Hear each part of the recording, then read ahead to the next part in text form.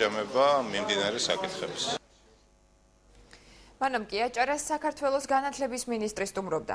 სასწავლო პროგრამასა და უმაღლესი განათლების სფეროში დაგეგმული სიახლეები გააცნო დღეს საქართველოს განათლებისა და მეცნიერების მინისტრმა რუსთაველის სახელმწიფო უნივერსიტეტის სტუდენტებს. მინისტრის განცხადებით უწყების პრიორიტეტი სოციალურად დაუცველი სტუდენტებისთვის სასწავლო გრანტების გაცემაა.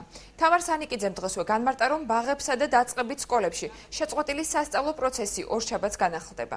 განათლების მინისტრთან ერთად შეხვედრას ტურიზმის ეროვნული ადმინისტრაციის უფროსი ესწრებოდა. გიორგი სიგუამ ტურიზმის ფაკულტეტის სტუდენტებს მობილური გიდების შესახებ პროგრამა გააცნო, რომელიც ახალგაზრდების გადამზადებასა და უფასო პრაქტიკას ითვალისწინებს. შეხვედრა კითხვა-პასუხის რეჟიმში მიმდინარეობდა.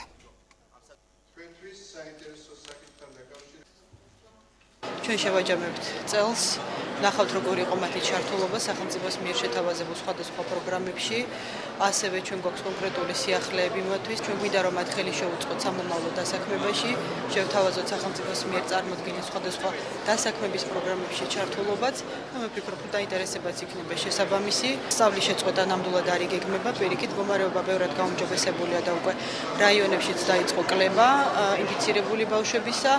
მე ვფიქრობ, რომ მაქსიმუმ როგორც იყო დაგეგმილი კვირის ბოლომდე სწავლის პროცესი შეჩერებული იქნება, თუმცა ორშაბათიდან განვაახლებს სწავლას. 1 ივნისიდან იწყება მობილური გიდების პროგრამა. ესენი არიან ახალგაზრდა ადამიანები, სტუდენტები, რომლებიც სპეციალური ეკიპირებით, სპეციალური აღჭურვილობით, სპეციალურ ფორმებში გამოწყობილი მოზრაობენ სხვადასხვა ტურისტულ მარშრუტებზე. ეს მათთვის არის პრაქტიკა.